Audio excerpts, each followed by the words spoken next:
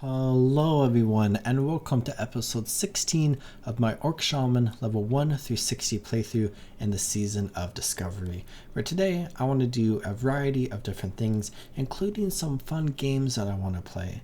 But as we do that, I also want to explore two big areas in the world of Azeroth, where we are currently in Booty Bay, and I want to begin our adventures here in Booty Bay, where I have done a lot of things in Northern Stranglethorn, and I still have some stuff I can do up here if I want to, though I'm probably not going to finish it all.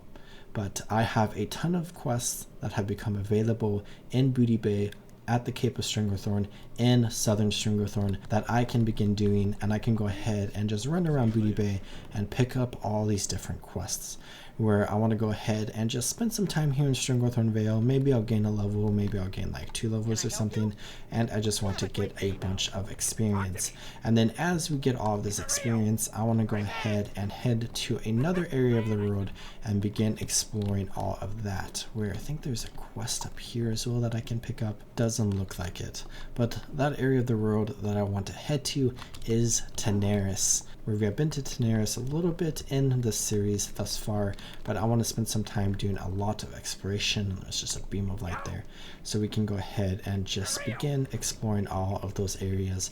And for anyone who watched my Human Mage Let's Play series, exploring the Cape of Stranglethorn and Tanaris is kind of fun, because you get some quests that take you to Tanaris and then back to Booty Bay, especially with Gadgetzan and Booty Bay both being places that are owned by the Steamwheedle Cartel. But then also thematically there are some similarities between the two places, because you're oftentimes dealing with a lot of pirates, where we can deal with the Bloodsail Buccaneers around here in the Cape of Stranglethorn, as well as some other forces, where it looks like somebody just defeated the trolls in the Sunken Temple, so we get this nice fervor of the Temple Explorer. But then there's also the South Sea Freebooters, I believe they're called, who are located in Tanaris, as well as many other enemies, where we have a variety of different quests that we can go ahead and complete here, where we have 2 that we can pick up right here, including one that I believe is going to take us to Steamwheedle Port in Tanaris near Gadgetzan, so we can go ahead and pick all that up. And I now have perfectly 20 quests in my quest log, though I will probably do some other things. Where let's go ahead and do this first one really quickly, Bloodsail Correspondence. Where as we complete this quest, I think it's going to unlock actually a couple of different quests, where I have some stuff in my quest log that I can go ahead and just get rid of. Where I just mounted up on my wolf, and I think, yeah, I'm going to get dismounted right there. So I'm not sure why I spent all of that time doing that, but let's go ahead and buff ourselves up a little bit, especially since we are going to regenerate some mana as we run out of here, where there are quite a few people around here, especially some Alliance players and a Bloodsail Raider that just ran into here that might be doing some quests around here, so we can probably get a very easy go at this quest, where we just have to run down here and kind of learn about what the Bloodsail Buccaneers are doing, because they seem to be amassing like a fleet that may potentially threaten Booty Bay. So we can go ahead and spend a lot of time around here just dealing with all of them, where we can also deal with the Venture Company, who are located just a little bit north of here, and we can kind of learn about some of like the jungle things going on, where we can basically get some Mist Veil giblets to be able to scare this person in Booty Bay who is owed a lot of money from a variety of different people, which is one of the quests that we got to go to Gadgetzan. And we can go ahead and do all these different quests, where in Tanaris it is a massive desert that has a variety of different quests, with like the Karaji that we might talk about more in the future, as well as the like Sand Fury trolls, and then some like people who are trying to control the water in the desert. So we can deal with all of them as well. But we got this document, which we can see in our quest log all the way down here, as well as a Bloodsail Raider that just yelled yarn.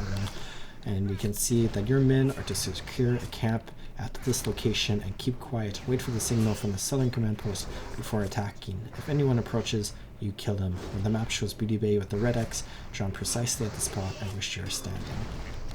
And I'm taking a lot of damage here, actually, which this is kind of concerning, but we should be fine, right?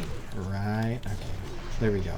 We are fine. Let's go ahead and heal up just in case, where the Booty Bay Bruiser is attacking that Bloodsail Raider. So it kind of seems like these raiders are messing up a little bit because they're giving away their position to the guards. where he just netted this bruiser and he kind of just hanging out right there where the raider ran away, and now he's running back to try to kill the bruiser. But a level 57 guard versus a level 40 blood cell raider, we know how that is going to end, and it ended just like that. Where with completing that quest, it looks like we have unlocked 2 additional quests related to fighting the blood cell buccaneers, so we can go ahead and pick those up, where I'm going to have to delete a few quests from my quest logs, where I deleted the Frost Oil last episode and I'm going to do it again now. And then how about Dustwallow Marsh, because I feel like we are not going to return there again, and I guess we need to turn in this quest first before we can pick those up. So let's come talk to Finn Fizz Racket. Oh wait, no, talk to First Mate Kraz right here. I know what I'm talking about. And now we can go talk to Fleet Master Seahorn, who is one of the leaders in Booty Bay here up at the top. So let's just jump up there and stuck the landing so we can chat with him. And then we have this quest, and let's go ahead and talk to Deeg, where we can go ahead and collect some snuff around this area. And then let's go grab this other quest, and then we can begin our adventures.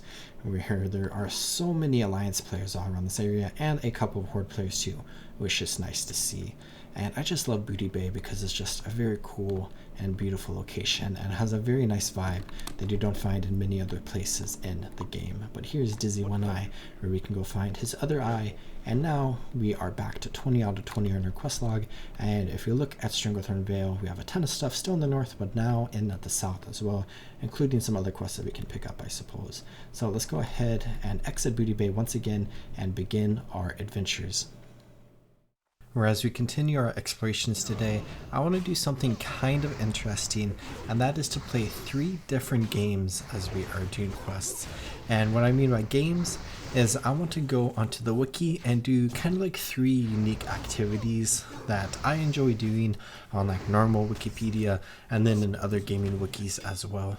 And we'll see what those games are. But the first one that I want to do is actually something we have already done in this series, and I did it several episodes ago. But I want to start on a wiki page, and I just want to read like the first couple paragraphs of it, kind of like the summary of the entire page. And then I want to click on one of the blue links to go to a new page and to read a little bit of that, and to kind of like progress forward and forward and forward. And you can kind of see how we evolve in our journey or whatever, where I will link every article down in the description. But starting off, since the Cataclysm pre-patch has recently released, and since I have been talking about it a little bit in my Undead Priest Hardcore Let's Play series, and since we kind of went around this area of the world in our Orc Shaman Let's Play series a long time ago, I want to start off with the Kingdom of Goneus, or the Ghanaian Kingdom, is one of the 7 human nations in the Eastern Kingdoms, and is located in the peninsula of Goneus, situated southwest of Silverpine Forest on the continent of Lordaeron. Originally an Erythorian city-state founded after the Troll Wars, it became an independent kingdom after the Empire split apart. The nation's colors are described as a red design consisting of a circle with 3 vertical lines akin to lances, and another line bisecting the circle itself, all set within a field of grey. Led by King Gin Greymane of the Greymane family, the proud citizens of Goneus once stood with the Alliance of Lordaeron against the Orcish horde that sought to conquer all of Lordaeron. When King Greymane severed ties with the Alliance following the Second War, the kingdom became independent from all other nations after the Greymane Wall was erected at the borders of its land. Unbeknownst to the rest of the world, darkness fell on Goneus after the wall's gates had been closed during the Third War. Before long, Ghanaians were fighting among themselves in a bloody civil war that left the nation in tatters. At the same time, a terrible curse transformed many citizens into savage, lupine beasts known as the Worgen, until the Night Elves taught them how to control their inner beast through the ritual of balance.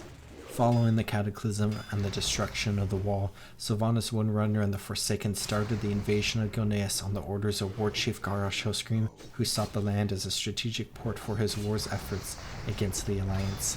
In their hour of greatest need, Goneus called out for their old allies' aid and accepted Tyrande Whisperwind's offer to relocate the survivors to Darnassus. After the formal establishment of diplomatic ties with King Varian Wrynn, Goneus added the ferocity of the Worgen to the considerable might of the Alliance, intending one day to reclaim their lost kingdom. Over a decade after their exile, King Gin Greymane and his people finally returned to Gilneas. With the support of the Alliance and the Desolate Council, they faced the forces of the Scarlet Crusade to regain control of their kingdom. In the aftermath of their victory, King Gin abdicated his throne to his daughter, Tess Greymane, who he deemed ready to lead their people to a better future as the Queen of Gilneas. Where from this article, I want to go to the Greymane family. Under the rule of King Archibald Greymane, Gilneas prospered and entered into its industrial age, thriving and evolving into a formidable middle power capable of rivaling even Tanaris or Stromgarde. After Archibald's death, Gin took the throne and led Gilneas much like his father had. At some point, Gin met his wife Mia at the royal Adriatic banquet, and theirs was not an arranged marriage. They had 2 children, Liam, his son and heir, and Tess, who would have died in infancy if not for the intervention of the royal chemist Crenin Uranus. Gin was gruff with his children and rarely told them he loved them. Where from here I want to highlight Tess Greymane, who is now the Queen of Gilneas and a member of the Greymane clan. As the daughter of King Gin and Queen Mia, once the princess of the kingdom, Tess became the rightful heir to the throne after her brother, Prince Liam, was murdered by Sylvanas Windrunner during the Battle of Gilneas City. In the course of the invasion of Gilneas, she and her people were exiled to the Howling Oak in Darnassus with the help of the Night Elves until she moved with the royal family to Stormwind City. With her brother gone, she was searching for answers to questions she never thought she would ask. By the time of the 3rd invasion of the Burning Legion, Tess fought the demons as a member of the Uncrowned and joined the Council of Shadows, the leaders of the secret rogue organization. During the 4th War, she and Lorna Crowley headed to Darkshore on behalf of King Gin, where they led the Gilnean forces to help the army of the Black Moon in reclaiming their land during the battle for Darkshore. Where from here, I want to go to Lorna Crowley. Lorna Crowley is the daughter of Lord Darius Crowley, who was one of the principal leaders during the Northgate Rebellion. After the retaking of Gilneas City, she joined her father as commander of the Gilneas Liberation Front. When the Burning Legion returned to assault Azeroth, Lorna and Darius joined Gin Greymane on the Skyfire as part of his army forces. Where from here, I want to go to Skyfire. The Skyfire was an Alliance gunship and Navy flagship which first saw action during the war against Deathwing.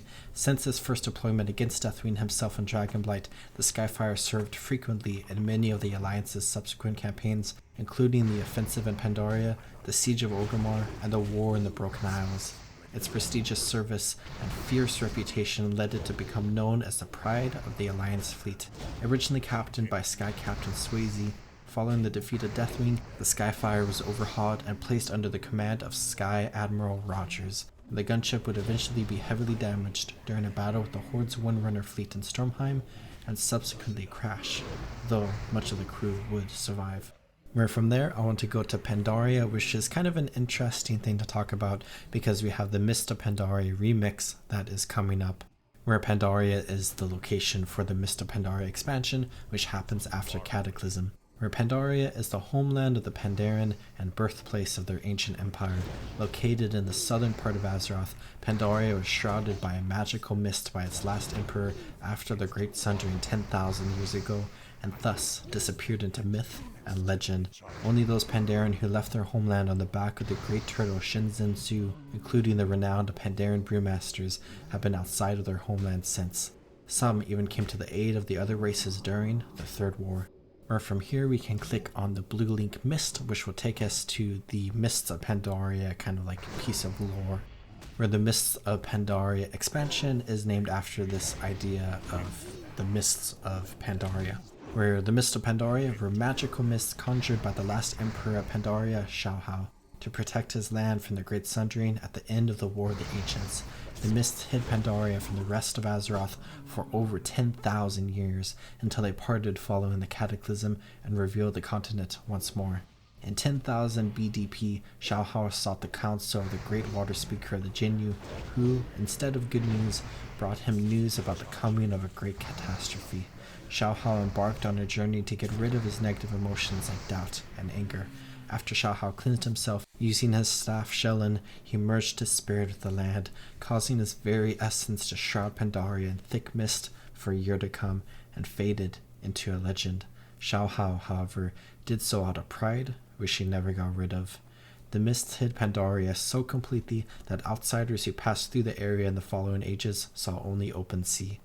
They even obscured Pandaria from the bronze dragonflight's abilities to penetrate the passage of time. According to the Pandaren anglers, no boat could find its way home through the mists. Even though the mists were dense and impenetrable, the keen adventurer and explorer Liu on his giant turtle called Shinzen Su traveled between Shroud of Pandaria and the other continents of Azeroth. He gathered like-minded Pandaren and never returned to Pandaria again, avoiding it. Over 10,000 years later, the mists parted due to the effects of Deathwing's cataclysm. Shortly before the attack on Theramore Isle, the island continent was then first found by Chen and Lili Stormstout, thanks to the visions granted by the Pearl of Pandaria, soon followed by the forces of the Alliance and Horde. Even though they fell, the mists remained in the sky. The Timeless Isle had drifted in and out of Pandaria's mists for hundreds of years. It reappeared again at the time of the Siege of Orgrimmar. One of the victims of the mist was the Barnacle. Where just from clicking on different blue links, I went from the Kingdom of Gilneas to the Greymane family to Tess Greymane to Lorna Crowley to Skyfire to Pandaria to the lore article on Mists of Pandaria, which I think is just really fun, just like the last time that we did this. Where for this second game, I want to do something that I enjoy doing a lot with my friends and my fiance on the main Wikipedia page, and it is a pretty popular game that I don't think I've really seen a lot of people talk about kind of recently, but it was like super popular like 3 or 4 years ago, where you start on one specific Wikipedia page and then you kind of race. We won't necessarily race since we're doing it by ourselves, but you race to find a second Wikipedia page, which is drawn from 2 random prompts, and you basically can only get from the first page to the second page by clicking on the blue links in the Wikipedia article, which I'll explain in just a second, where I came up with a few different ones where I'm not doing like a random thing, and I kind of just came up with random stuff where I'm going to go ahead and search the Warcraft wiki for Arthas Menethil, and we can go ahead and start on this page, and I want to go ahead and try to find Kobold, the Wikipedia page for the Kobold race, where we can see here we have the whole page for Arthas Menethil, who I've talked about in my Undead Let's Play series, and I'm going to go ahead and try to decide which one of these links I want to click on that is going to bring me to the Kobold Wikipedia page, and we're going to try to do this in the shortest amount of time possible. Where I think the first one that I'm going to click is Last Remnants of His Humanity. No. I'm going to click Lordaeron, actually. Let's click Lordaeron, Kingdom of Lordaeron. So this is our second page. And then from here, I want to click Human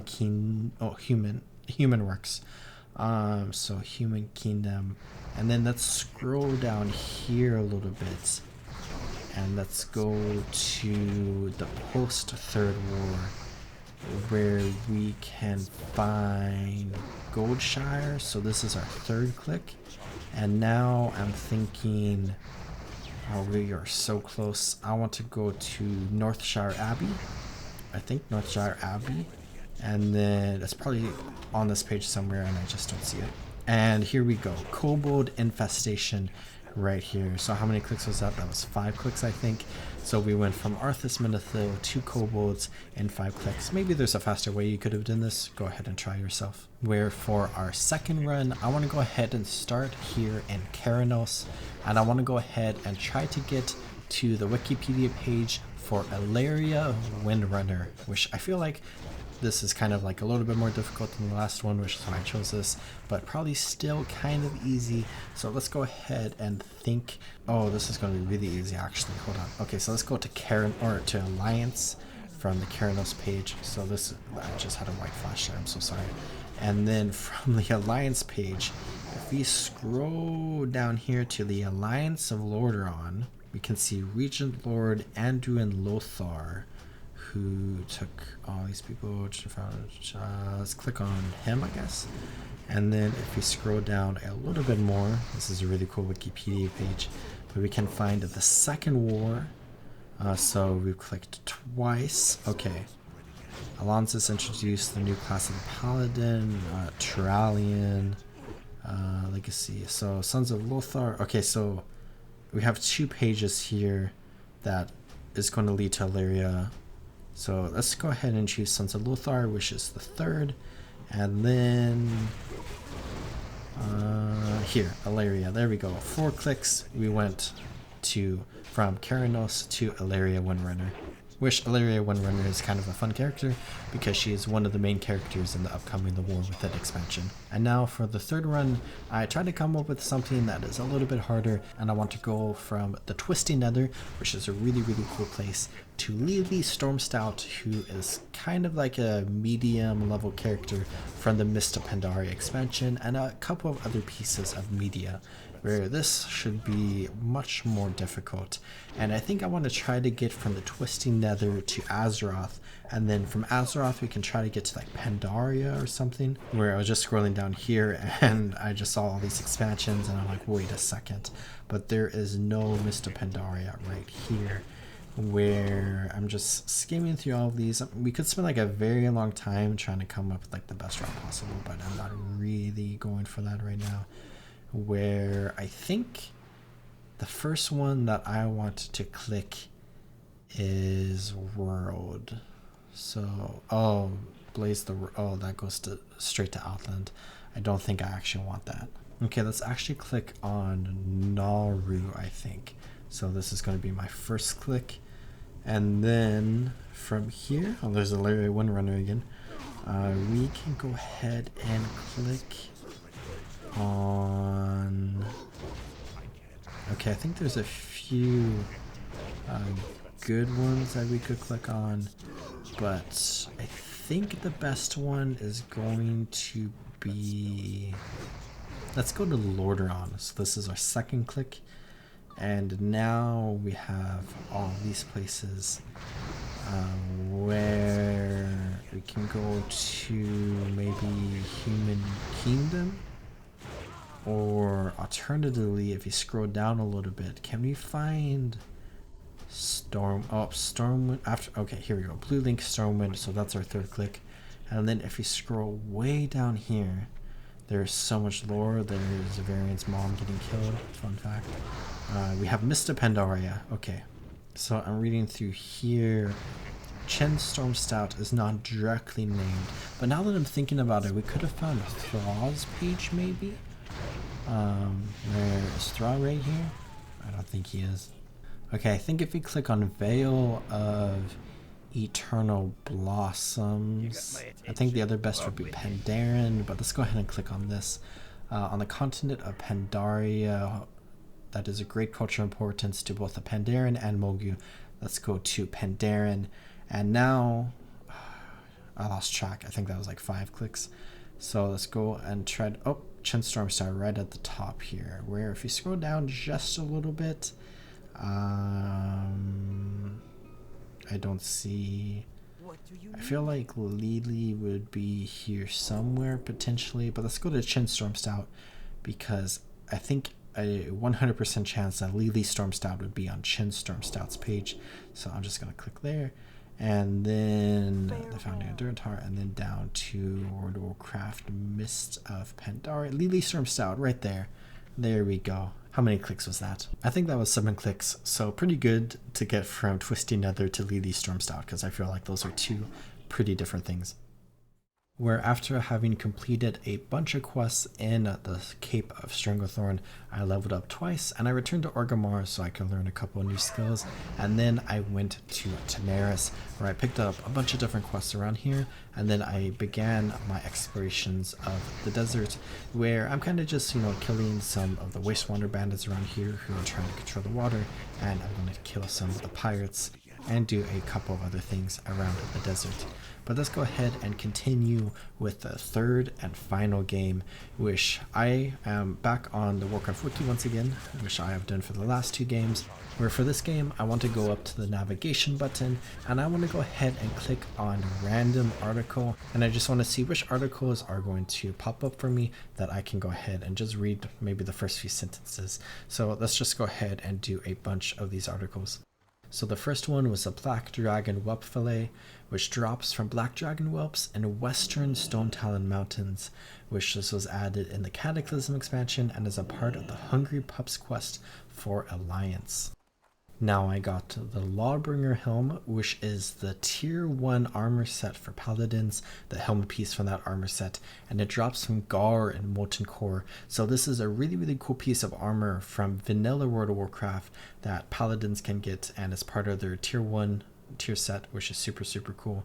And if you look at patch changes, in 1.5 new art has been added for the Lawbringer set, and then in patch 9.0, which is Shadowlands, stats, item level, and level requirement modified due to level squish, where Shadowlands had a massive level squish which changed all the leveling and a lot of like old gear balance and stuff like that. Speaking of Shadowlands, I just got the modified Impulsor, which I have no idea what this item is, and it is an anima power obtained from Anima and Torghast, Tower of the Damned, for priests, where it is rare quality. I don't know what anima power is. Casting Holy Fire will no longer remove the dazzled effect. That seems cool. Casting Mind Blast will no longer remove the dazzled effect. Dazzled, Shadowlands, I have no idea. I know of Torghast and I know anima, just not sure what an anima power is. I think it's like for, I could read the wiki article, but where's the fun in that? I think this is kind of like a bonus like buff thing you get while doing Torghast. Another Shadowlands item, this seems very unlucky, but the Unchained Gladiators Chain Sabatons, which are sold by Zosorg and Oribos for 700, what is this currency? 700 conquests from PvP, so it is a PvP item from Shadowlands. Valhalla's Waistguard is an appearance unlocked through the use of Ensemble Valhalla's Ceremonial Armor, added in Dragonflight 10.1.5, so just a transmog item. Kepari Zar, a quest that starts and ends from Corvin the Prime in the Dread Wastes in Pandaria, where this is a Klaxi reputation quest, where the previous quest to this is feeding the beast and living amber, and then this leads to the root of the problem, where you can activate the Sonic Tower, then defend Corvin the Prime as he examines the tree. Kelly Dermaw, who is a human quest giver located in North Ridge Lumber Camp in the Western Plaguelands. She is married to Nathaniel Demaw, and they have a baby boy that Kelly carries on her back, where this is a character added in the Cataclysm expansion with the overhaul of Western Plaguelands, and she gives 3 different quests. And then I just got Mogushan, which is a disambiguation page where it could lead to the Mogushan Palace or Mogushan Vaults, which are 2 places from the Mist of Pandaria expansion. And now I got Miraxis, who is a rare mob of venom spider found in a cave southwest of Darkshire in Duskwood. She is red and green and is the only tameable spider of that color besides the Rizashi Broodwiddle, making her a unique hunter pet. She is on a 5 to 8 hour respawn timer, where she has a few different abilities and drops a couple of items that are named after her, and this just seems like a really cool spider, where I believe the spider was added with a vanilla World of Warcraft, and then with Cataclysm the spider's level was reduced, and then with Battle for Azeroth the model was updated. Now we got another Shadowlands thing, the Automa Constructor, who is an Automa located in Provis Flora and Zareth Mortis, and neutral reaction to Alliance and Horde, so it's just like a random mob that you fight. Signet of the Dukes, which is a quest from vanilla World of Warcraft, where you can bring the Abyssal Signet to Boar Wildmane and Cenarian Hold, where this is located in Silithus, where you can summon special elementals at Windstones in different Twilight's Hammer camps around Silithus, and then you can just go ahead and get some special rewards from doing this quest. And then I got Gormir Stone Shaper, who is a dwarf located at Starfall Village in Winterspring, where this dwarf, originally when I was reading this, I thought this dwarf existed in vanilla, but apparently he existed in the Cataclysm expansion when he was introduced, and he is likely related to Jaren Stone Shaper, with whom he shares the same model, which is interesting. And Jaren Stone Shaper is who I was thinking of, who is a dwarf in the same area in Winterspring, who existed in vanilla World of Warcraft and then was removed with the Cataclysm expansion, which is very interesting. And now I just got the unit quest log changed, which is like an API script thingy. And now I got Hagen Stone Whisker, who is a rare mob dwarf found by the Baal Modan crane in the Barrens. He's on a 4 to 6 hour respawn timer, where he is the Baaldun chief engineer who just like fire shots and shoots at you and drops a sword of the night sky and a bunch of other items. Now lastly, for the final random article, I got Handle with Care, which is a quest in Kunlai Summit in the Mist of Pandaria, where we can bring Elder Shu 50 volatile blooms. Where this seems like a straightforward, you just go around, pick up a bunch of items and turn it in, where these volatile blooms make a rather effective explosive liquid. So we have to be a little bit careful with this. Where I think that is the last little bit of this game that I want to play, and that concludes our third and final game that I wanted to play in this episode. And with that, that also concludes our adventures in this episode, where I really hope you all enjoyed playing these games alongside me and exploring the Cape of Stranglethorn and some of Tanaris with me. And I hope you all are taking good care of yourselves, and remember, as always, to drink some water, check your posture, and subscribe. And I'll see you next time in the world of Azeroth. Goodbye.